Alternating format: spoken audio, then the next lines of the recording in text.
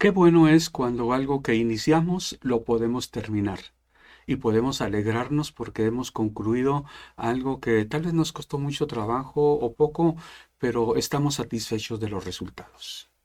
La reflexión del día de hoy tiene que ver con algo que Dios hace en el cristiano y que quiere terminar. Ese es el propósito de Dios. Dios no hace las cosas a medias. Pablo escribe a los filipenses de esta manera en el primer capítulo. Dice: Pablo y Timoteo, siervos de Jesucristo, a todos los santos en Cristo Jesús, que están en Filipos con los obispos y diáconos. Gracia y paz a vosotros, de Dios nuestro Padre y del Señor Jesucristo. Pablo escribe a todos los santos que están en Filipos, en Cristo Jesús. Comúnmente se piensa que en cada ciudad había una iglesia. Cuando oímos que la iglesia de Filipos, que la iglesia de Corinto, pensamos así como en términos de hoy. La iglesia fulana, la iglesia sutana, nos imaginamos un edificio, un grupo de gentes, pero cuando la iglesia habla la iglesia en tal o cual lugar, no se refiere a un grupo, con un pastor. Se refiere a un conjunto de grupos, de congregaciones, cada uno con un anciano u obispo y con varios diáconos. Pablo escribe a ellos, a los que están en Filipos. Por eso dice a todos los santos, a todos los que están congregados en distintos grupos bajo la autoridad de diversos ancianos y donde ejercen distintos diáconos su ministerio. A veces se comenta que la Biblia no habla de iglesias, sino de iglesia. En parte es cierto. La mayor parte de las veces se menciona iglesia, iglesia, iglesia. Pero esta palabra se refiere a la iglesia precisamente en un lugar, en una ciudad. No en la iglesia que está en esta calle y este número, en una localidad, no. La iglesia se refiere a las iglesias de toda la comunidad, de toda la ciudad, de toda la región, de todo el mundo. En esos términos se habla de la iglesia. A veces se habla de el cuerpo de Cristo, queriendo decir con esto que es uno. Ahora también habla de iglesias cuando quiere referirse a las de la región. Había paz en todas las iglesias. Apocalipsis habla el mensaje a las 7 iglesias. ¿Por qué? La iglesia que está en Éfeso, la iglesia que está en la Odisea, la iglesia que está en Tiatira, y al final escribe a 7 iglesias. Claro que el conjunto es la iglesia de Jesucristo. Bueno, eh, lo importante aquí en este caso, que vamos a hablar de la iglesia de Filipos, que tenía un bonito ambiente. Eh, Bienvenidos a Extensión Ministerios Filadelfia, llegando hasta donde Dios nos lleve. Ese es nuestro eslogan. Al fondo ustedes ven una imagen del monte Hermón. La iglesia de Filipos vivía, así como dice la palabra de Dios, Salmo 133, los hermanos juntos y en armonía. Es como el buen óleo que desciende sobre la barba de Aarón, como el rocío de Hermón, que baja, refresca, que da vida. Bueno, cuando Pablo llama a los ancianos de Éfeso, estando en Mileto, dice de una ciudad, llama a los ancianos de Éfeso, y al despedirse de ellos nos da la impresión de que son muchos. Efectivamente, Éfeso era una ciudad grande y tenía muchos ancianos. ¿Por qué? Porque había muchos grupos pequeños que en conjunto formaban la iglesia. Precisamente Pablo, escribiendo carta a los Efesios, les dice que Jesucristo constituyó diversos ministerios para la unidad del cuerpo de Cristo, la unidad de su iglesia. Constituyó apóstoles, profetas, evangelistas, pastores y maestros para que vivamos en la unidad de la fe. La palabra de Dios siempre nos exhorta a la unidad, por la unicidad de Dios. Dios es uno, el pueblo de Dios es uno, la iglesia de Dios es una. Pablo siempre oraba por todas las iglesias.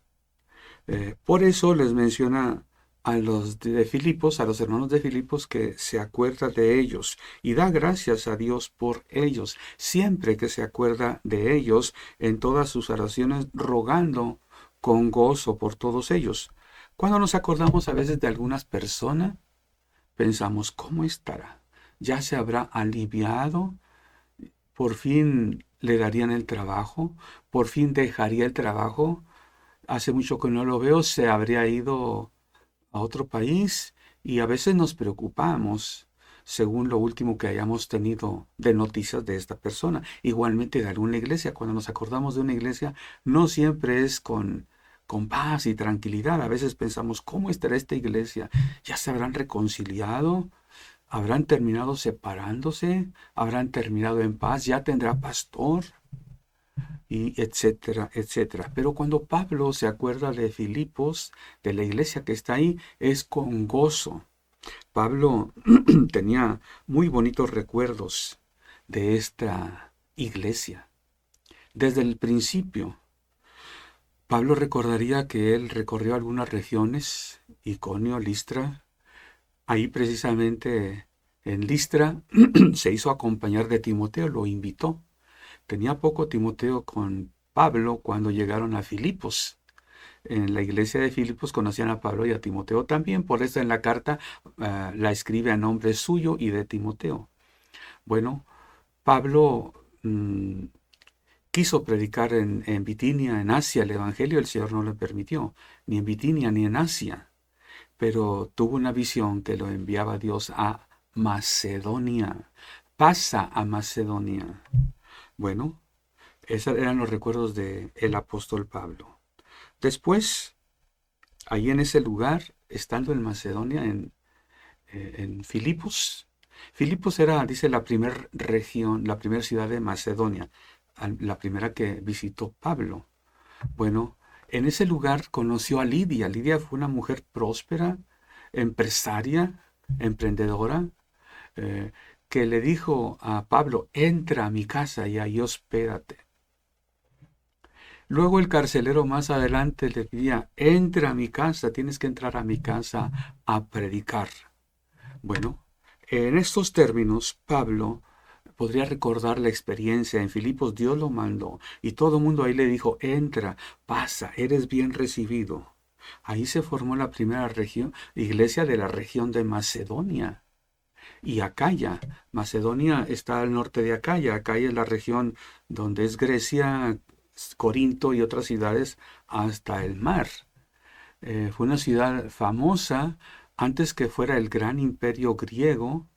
eh, los aqueos eran de los pueblos más guerreros, más fuertes. Eran conocidos los aqueos, de manera que Acaya, Macedonia, bueno, tuvieron su lugar también en el cuerpo de Cristo. Pablo da gracias a Dios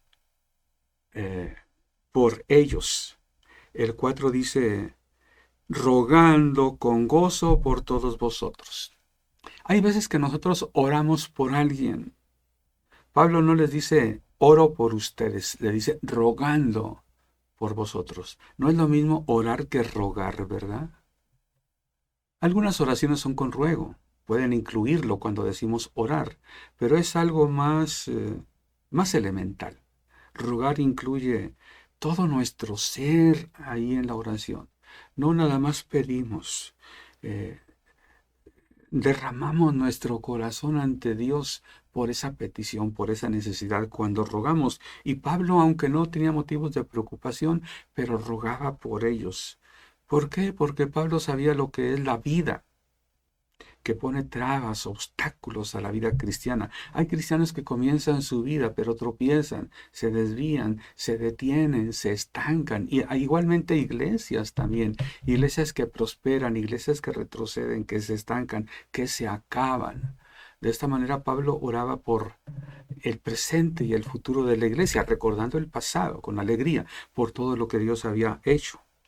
Bueno, Pablo da gracias, el párrafo 5 dice, por vuestra comunión en el Evangelio desde el primer día hasta ahora.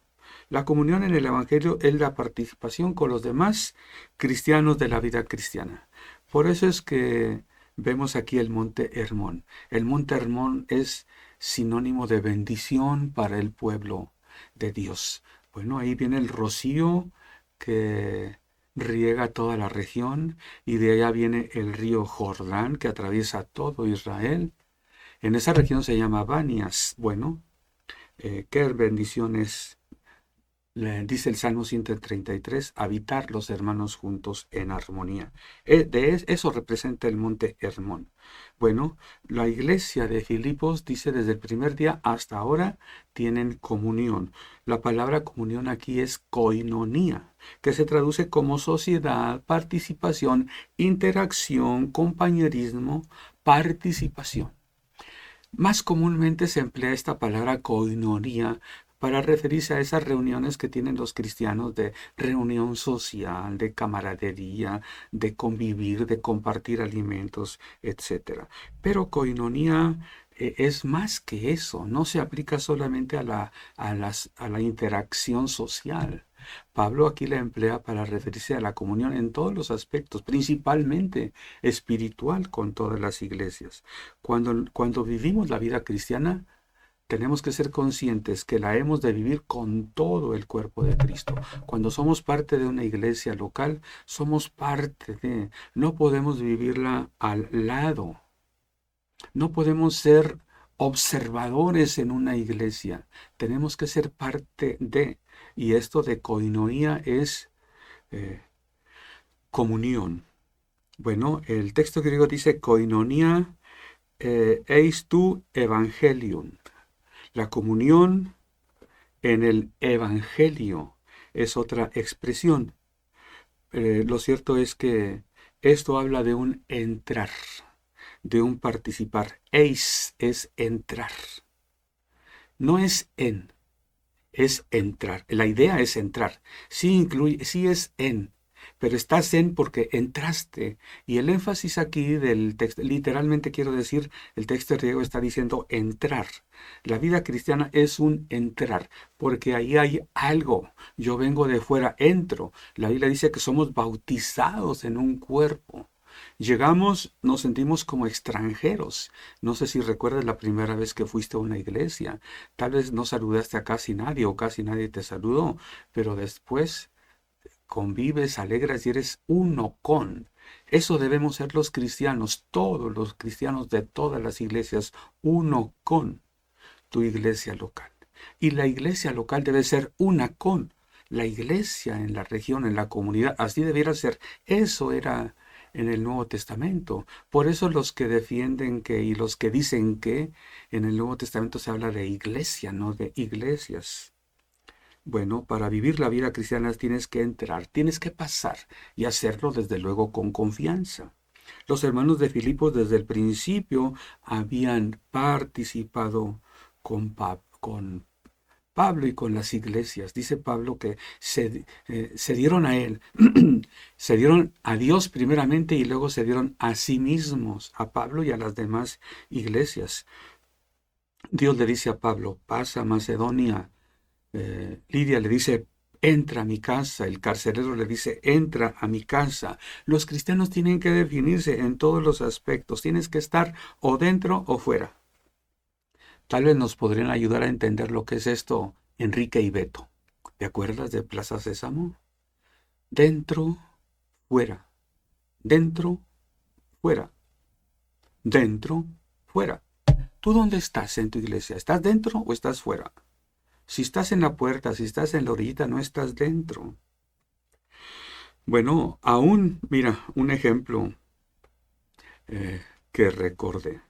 Cuando Pablo estuvo en la cárcel en Filipos injustamente por alguna acusación falsa, escándalo que hicieron en el pueblo, sin juzgar a Pablo, lo azotaron y lo encarcelaron. Bueno, él estuvo ahí. Pablo no se quejó, ni Silas. Adoraron a Dios, alabaron a Dios, se alegraron, se gozaron, y fue cuando ocurrió el milagro del temblor, que las puertas de la cárcel se abrieron y que el carcelero tuvo temor de que los presos hubieran escapado. Bueno, como no fue así, se alegró el carcelero, invitó a Pablo a su casa, ahí se convirtió él y su familia, fueron bautizados y bueno, yo siempre me preocupé antes. Bueno, ¿y qué pasó después?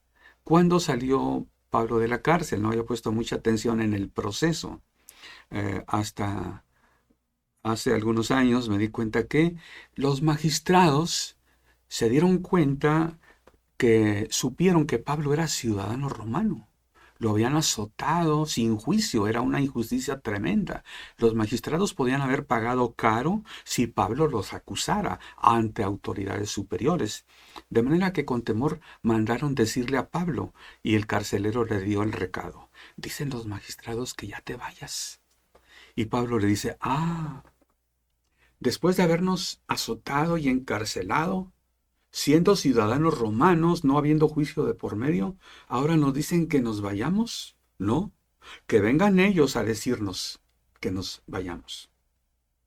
Y bueno, vamos a leer lo que sucedió después. Párrafo 37 de Hechos 16. Pero Pablo les dijo, después de azotarnos públicamente sin sentencia judicial, siendo ciudadanos romanos, nos echaron en la cárcel y ahora nos echan encubiertamente. No, por cierto, sino vengan ellos mismos a sacarnos. Y los alguaciles hicieron saber estas palabras a los magistrados, los cuales tuvieron miedo al oír que eran romanos. Y viniendo, ahora sí los magistrados, les rogaron y sacándolos les pidieron que salieran de la ciudad. Los sacaron de la cárcel y les dijeron, por favor, ya mejor váyanse. Quisieron cortar por lo sano, evitar problemas y por favor, no tenían por qué haberlos corrido tampoco. Les dijeron, ¿por qué no se van mejor? Para que no haya problemas y así, así. Bueno, ¿qué hizo Pablo y Silas? Habiendo salido de la cárcel, entraron a casa de Lidia. Y habiendo visto a los hermanos, los consolaron y se fueron. Pablo y Silas no fueron consolados por Lidia y los hermanos. Qué bueno que ya están libres. Qué bueno que el carcelero los atendió bien. Qué bueno que curaron sus heridas. No, Pablo y Silas fueron los que consolaron a los hermanos. Libre o en la cárcel, Dios está conmigo, les habrá dicho Pablo. ¿Y cuántas cosas les habrá dicho?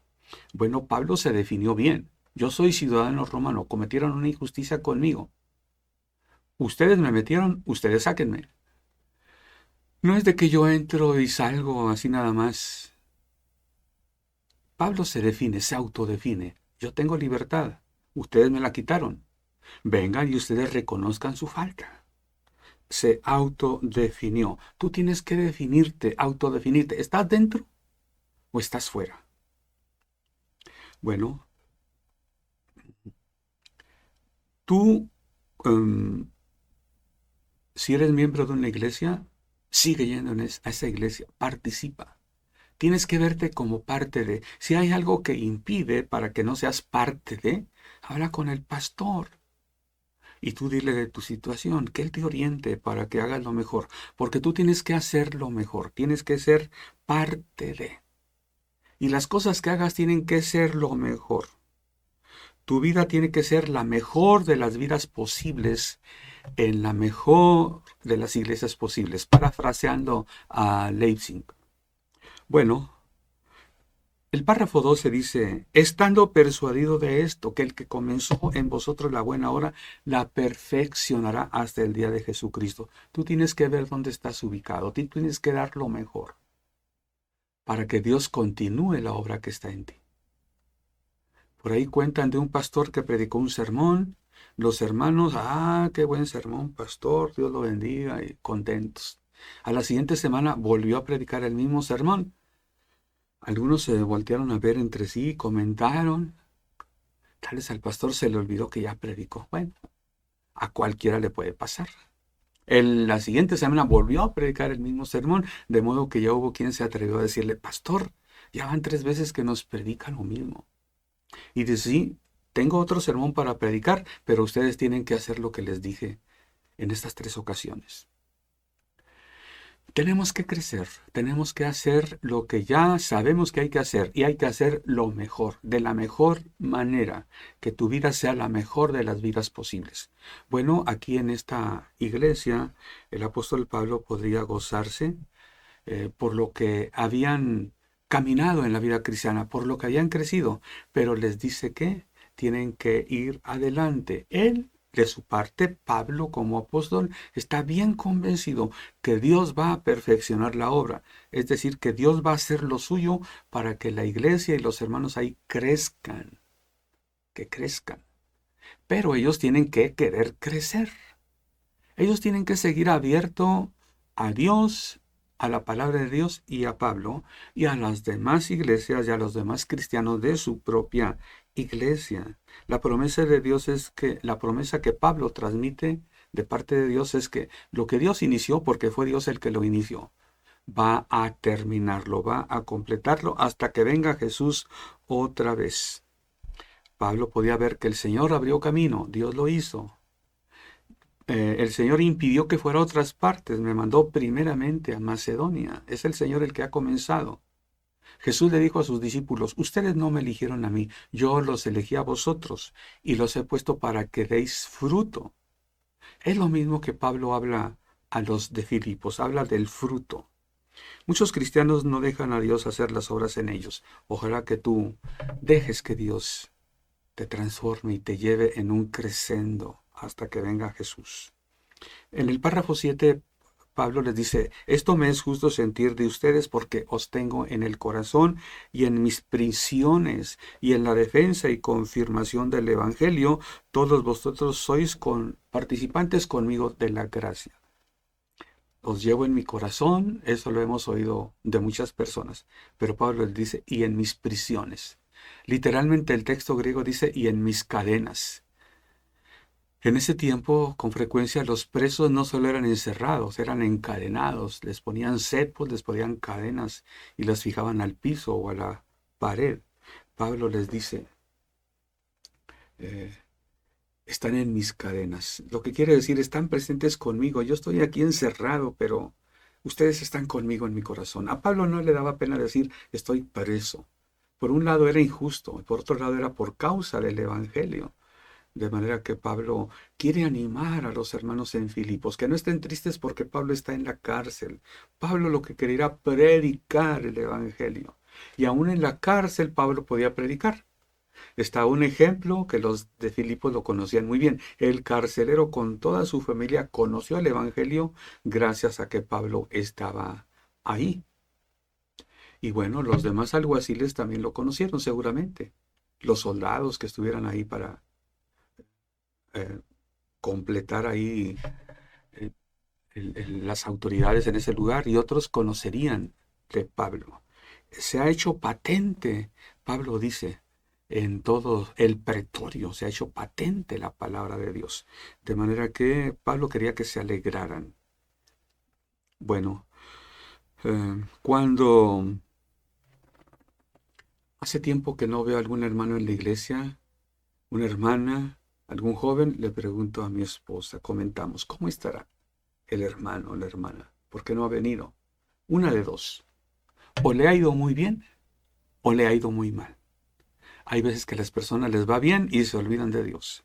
O les va mal y se desaniman, se enfrían en su fe. Pero el Evangelio es para ir adelante y crecer. Si Dios permite algo en tu vida que no es muy agradable, es con un propósito. No es para que estés triste, no es para que te desanimes. Es para que crezcas en realidad. Dice la Biblia que todas las cosas nos ayudan a bien a los que somos llamados por Dios. Eh, Dios permite todas las cosas en tu vida. Lo que tenemos que hacer, no quejarnos, preguntarnos, ¿por qué Dios permitiría esto? ¿Qué es lo que tengo que hacer? Tenemos que preguntarnos, tenemos que buscar. Y bueno, le podemos preguntar a Dios, Padre, muéstrame por qué has permitido esto, esta prueba. Pablo decía, si yo los tengo en el corazón, con mayor razón Dios. Dios los ama más que yo. Los ama y nunca los va a dejar. Él inició la obra y la va a seguir. El párrafo 8 dice, porque Dios me es testigo de cómo os amo a todos vosotros. Con el entrañable amor de Jesucristo. Y esto pido en oración, que vuestro amor abunde más y más en ciencia y en todo conocimiento. ¿Te das cuenta lo que decía? El fruto que Jesús dijo a sus discípulos, el fruto que tenían que llevar los de Filipos como todos los demás. Ahora, es evidente, las cartas, los escritos, libros de los Hechos, nos damos cuenta cómo esta iglesia fue muy fructífera. Pablo dice que fueron los primeros que participaron en razón de dar y recibir. Los hermanos de Macedonia enviaban apoyo material, económico a Pablo, aún a Corinto, que era una ciudad rica, próspera. La ciudad era rica. Una iglesia pobre enviaba dinero a Pablo ahí. Las circunstancias lo requerían. Pablo aceptó de buena gana. Y bueno, la iglesia de Filipos fue así. Desde el primer día hasta ahora, abundaba en fruto. Pablo decía, ese es mi ruego a Dios, que ustedes puedan seguir, crecer y crecer. Abundar más en ciencia y todo conocimiento. ¿Qué es abundar? Jesucristo vino y nos da una vida abundante. Él vino para que tuviéramos vida y que la tuviéramos en abundancia. Así debe ser la vida cristiana. Bueno, en nuestra iglesia tratamos de tener enseñanza a todos los niveles. Enseñanza sencilla para principios de discipulado, pero también enseñanza más adelante. La escuela dominical tratamos de escalonarla, enseñanzas diversas para que haya varias cosas que aprender, que haya opciones. Y tenemos un diplomado, un sábado cada mes, de 8 horas de duración, bueno, no 8 horas, de 9 de la mañana a 5 de la tarde, sí, son 8 horas, ¿no?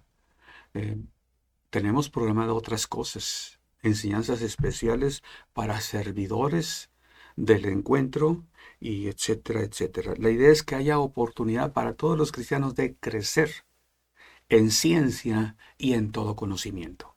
Claro que tenemos que crecer en amor, en fe, en humildad y otras cosas, pero también en ciencia y en todo conocimiento, comenzando con la palabra de Dios y otras cosas relacionadas a la vida cristiana que nos servirán. Pablo dice para que aprobéis lo mejor. El que no sabe, hace lo que otros dicen o hacen. El que sabe, le dice a otros qué hay que hacer. La palabra de Dios nos exhorta, nos dice que tenemos que crecer al grado de después ser maestros. Y no que se nos tenga que enseñar como a niños recién nacidos las cosas elementales de la fe. Llenos de fruto de justicia, que son por medio de Jesucristo para gloria y alabanza de Dios. Llenos de frutos de justicia. Bueno, literalmente podríamos traducir del texto griego y decir atiborrados, que seamos atiborrados, llenos a plenitud. ¿Ok? Pero después dice a fruto de rectitud. No de frutos de justicia, dice el texto griego, sino fruto, lo pone en singular. Claro que en la vida cristiana debe haber muchos frutos, pero aquí Pablo lo que enfatiza es la rectitud. Se traduce justicia como, ok, está bien, como en inglés dice right. Bueno, aquí rectitud, justicia, fruto de justicia. Lo que quiere decir es que la justicia debe estar en plenitud en tu vida y en la mía. ¿Y qué es la justicia? Dar lo que debe darse. A Dios debemos darle lo que es de Dios. Jesucristo dijo, dale a Dios lo que es de Dios y al César lo que es del César. Muchos cristianos dan al César lo que es al César lo que es de él, pero no lo dan a Dios. Bueno, el César sabe cobrársela si no le das lo que pertenece a él, de una manera u otra, aunque muchos se burlan, ¿verdad? Pero dale a Dios lo que es de Dios, el tiempo, la alabanza, la adoración, el reconocimiento, la gloria. Cuando nuestra vida así es, que crecemos en todo y abundamos más y más en fruto de justicia, el nombre de Dios puede ser glorificado. Dice, por medio de Jesucristo para gloria y alabanza de Dios. Solamente con la ayuda de Jesucristo, el buen testimonio de Jesucristo y la visión, la fe y la fortaleza que nos da, podemos hacer las cosas. Solos no, pero por medio de Jesucristo sí. Y esto es para gloria y alabanza de Dios. Que tu vida, que mi vida, pueda ser para que otros alaben y den gloria a Dios. Dios te bendiga, que en tu vida pueda haber un crecer, crecer, crecer y hablando espiritualmente sea la mejor de las vidas que puedas tener. Dios te bendiga.